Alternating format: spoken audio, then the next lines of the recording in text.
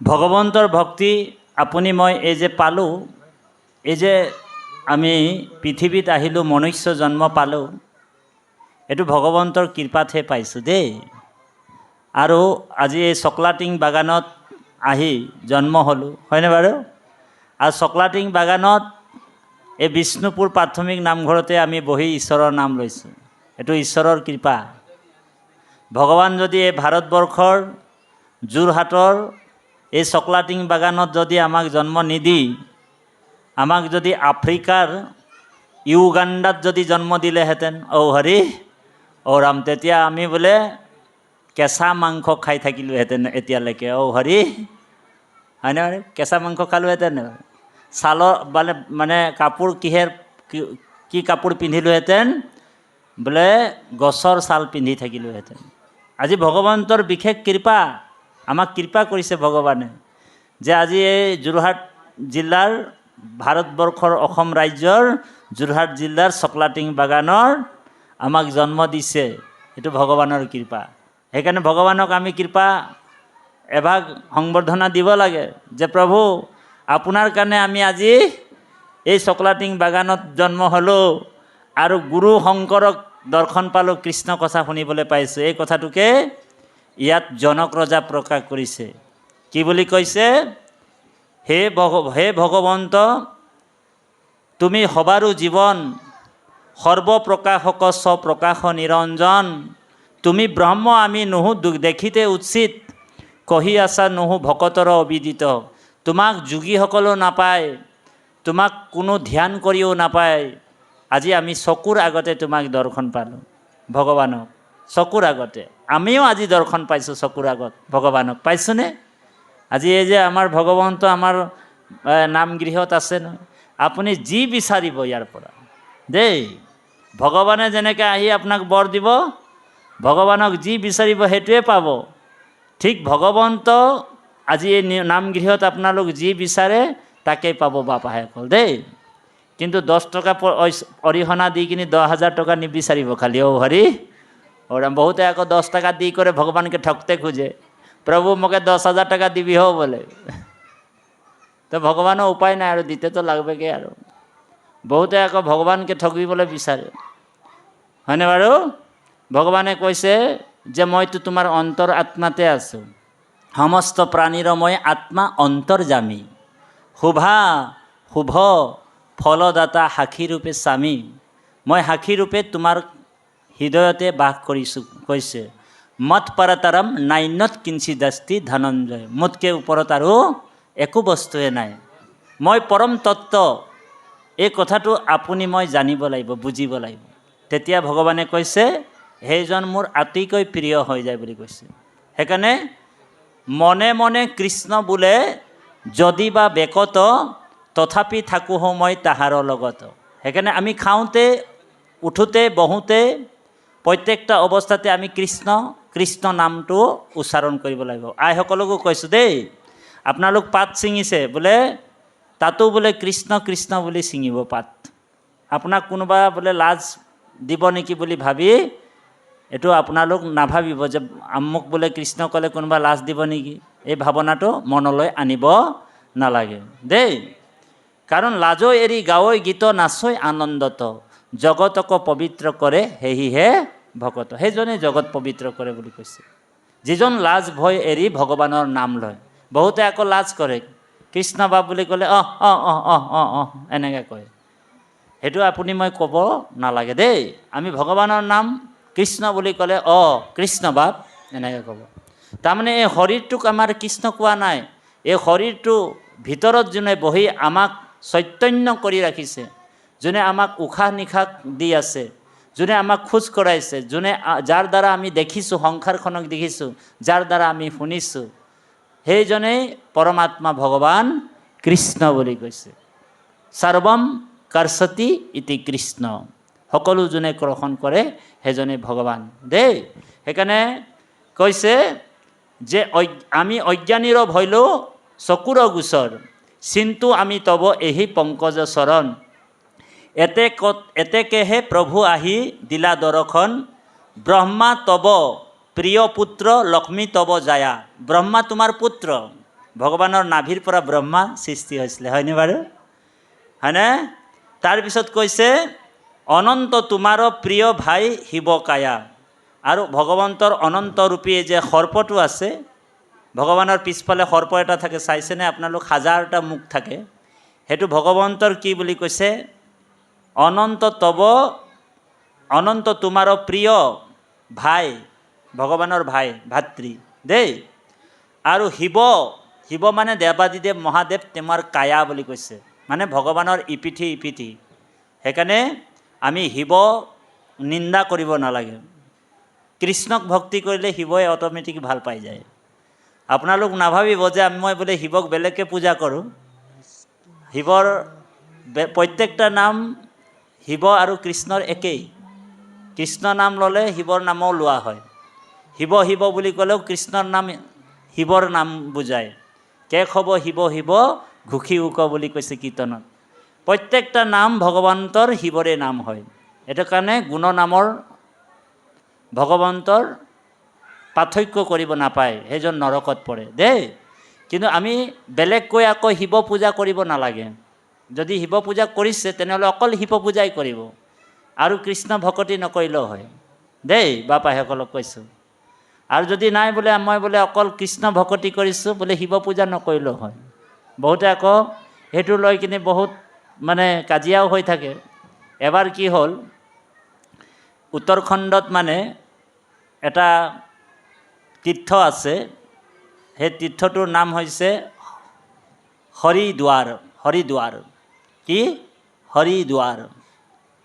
আৰু এই হৰিদ্বাৰক লৈ এবাৰ মানে কাজিয়া আৰম্ভ হৈ গ'ল। শিৱ পূজাৰীবিলাকে কৈছে এইটো বোলে হৰিদ্বাৰ হ'ব নালাগে, এইটো বোলে হৰদ্বাৰ হ'ব লাগে। হৰ মানে শিৱ। আৰু বিষ্ণুৰ ভকতসকলে কৈছে নাই বোলে এইটো বোলে হৰিদ্বাৰ হ'ব লাগে। তাৰ লাগি গ'ল কাজিয়া, হৰিদ্বাৰ হৰদ্বাৰ। তাৰপিছত কি হ'ল, বোলে সেইটো বোলে ভগৱন্তৰ পদ, গংগা ক'ৰ পৰা আহিছে? ভগৱন্তৰ চৰণৰ পৰা আহিছে, হয়নে? পাদুদকে গংগা ভৈলন্ত উৎপত্তি, হয়নে? তো ভগৱন্তৰ মানে চৰণৰ পৰা গংগা উৎপন্ন হৈছে। তাৰপিছত তেওঁলোকৰ কাজিয়াটো দেখি সন্ত সমাজে আলোচনা কৰিলে, বোলে শিৱ পূজাৰীসকলৰ যিবিলাক মানুহ আছে তেওঁক হৰদ্বাৰ কৈছে, নাম হ'ব লাগে। আৰু হৰি পূজাৰীসকল, বিষ্ণু পূজাৰীসকল বোলে হৰিদ্বাৰ বুলি ক'ব লাগে। বোলে না হৰিদ্বাৰ হওক না হৰদ্বাৰ হওক, বোলে আজিৰ পৰা ইয়াৰ নামটো গংগাদ্বাৰ ৰাখি দিয়াই ভাল। হৰি ৰাম। তেতিয়া কাজিয়া ভাঙি গ'ল। সেইকাৰণে আপোনালোকক আমি এটা বিনম্ৰ সেৱা জনাইছোঁ যে কৃষ্ণক পুজিলে পূজা সমস্তৰে হৈ যায়।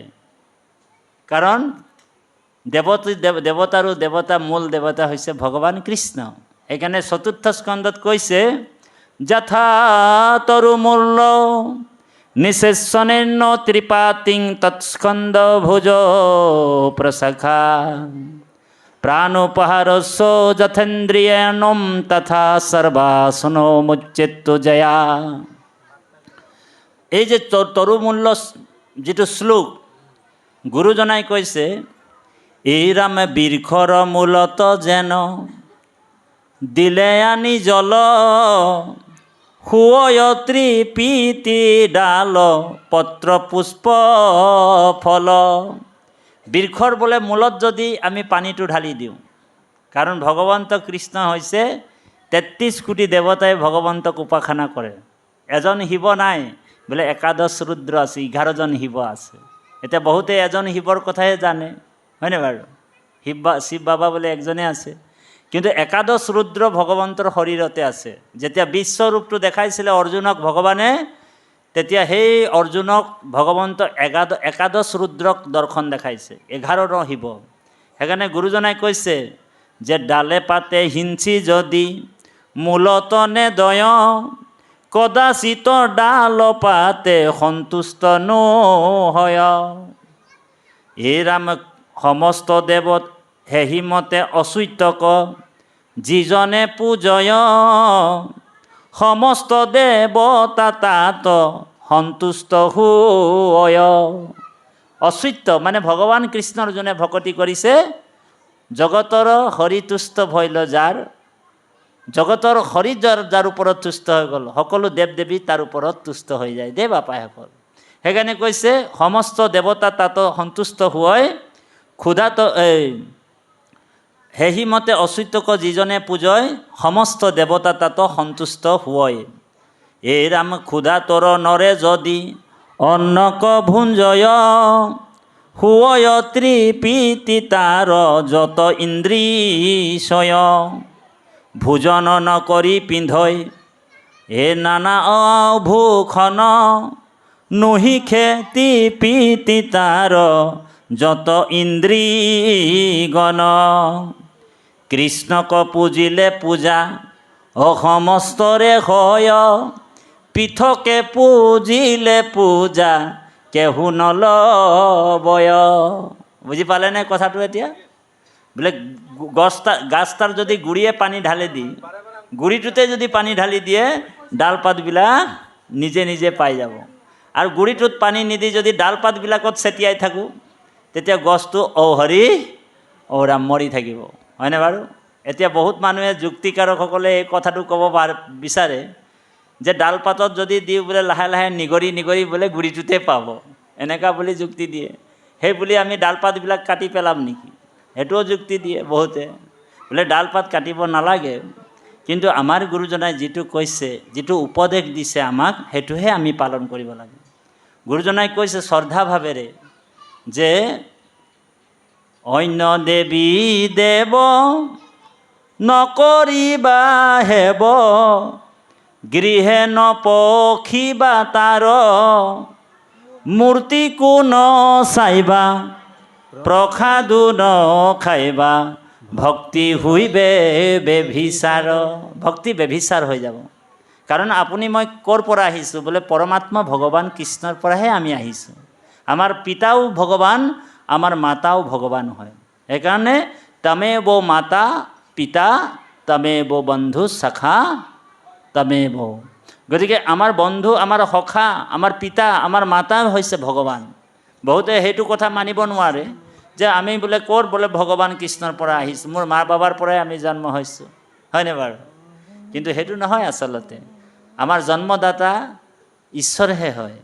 ঈশ্বৰে যদি আমাক জন্ম নিদিলেহেঁতেন, ঈশ্বৰে যদি আমাক লালন পালন নকৰিলেহেঁতেন, তেনেহ'লে আপুনি মই এই সংসাৰত আহিব পাৰিলোহেঁতেননে?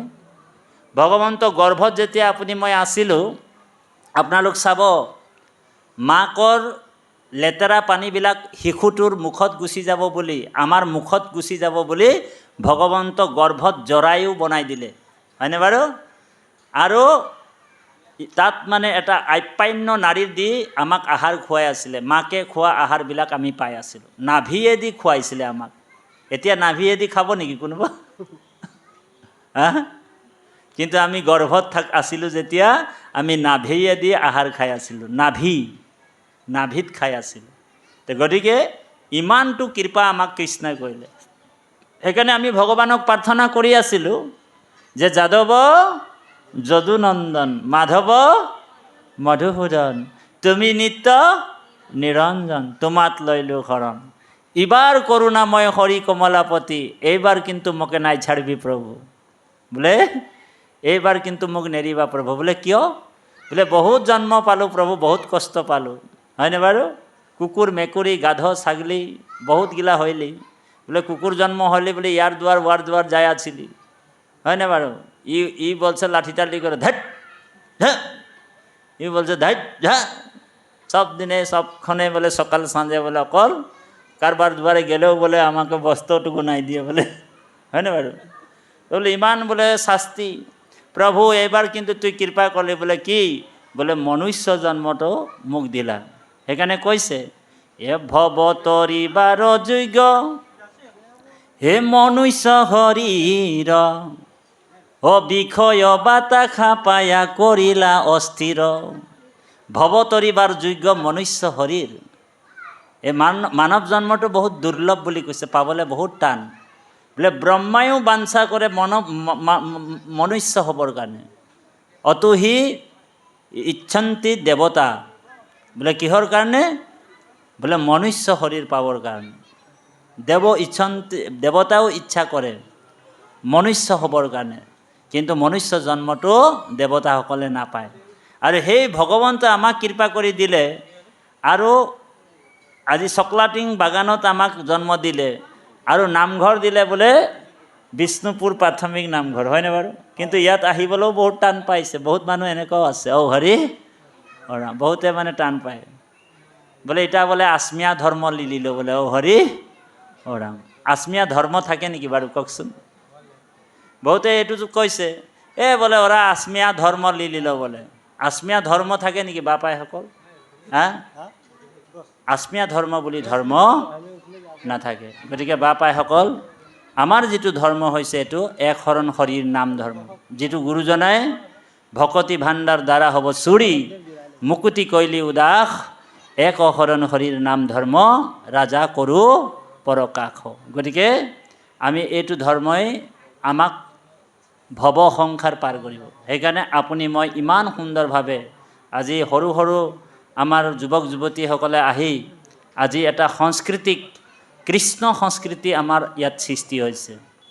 আৰু য'ত সংস্কৃতি থাকে তাত দুষ্কৃতি নাথাকে দেই বাপাইসকল, মনত ৰাখিব কথাটো। আজি এইটো আপোনালোকৰ সংস্কৃতিটো চাই মানুহে আচৰিত হৈ যাব। য'ত আপোনালোক সংস্কৃতি সৃষ্টি কৰি ল'লে তাত দুষ্কৃতি থাকিব নোৱাৰে, আৰু য'ত দুষ্কৃতি থাকে তাত আকৌ সংস্কৃতি থাকিব নোৱাৰে। সেইকাৰণে আজি আমাক কৃপা কৰি ভগৱন্তই এইটো মানে প্ৰেম ভাৱেৰে আমাক দিছে ভক্তিটো দেই, প্ৰেম ভাৱে। সেইকাৰণে কৈছে প্ৰেম ভাৱে আমি ঈশ্বৰক স্মৰণ কৰিব লাগিব। এই কথাটোকে ইয়াত কৈছে যে একান্ত ভকত হৰি নোহে এৰা চাৰি, মনুষ্য ভক্তক দয়া কৰা বৰ কৰি, হেনয় মহিমা তব জানি কোনো জন, তেজিবে তোমাৰ ইটো পংকজ চৰণ। হে প্ৰভু, তুমি মনুষ্য যে ইমান কৃপা কৰিলা, লীলা কৰিবৰ কাৰণে দাপৰ যুগত অৱতাৰ হয়, গতিকে এইটো আমাৰ কাৰণে কৃপাধন্য হৈছোঁ, পৰম সৌভাগ্য হৈছোঁ, আমি ভাগ্যৱন্ত বুলি কৈছে, নিজকে পৰম সৌভাগ্যৱন্ত বুলি কৈছে। এতিয়া আমি নিজকে সৌভাগ্যৱন্ত বুলি ভাবিব লাগে।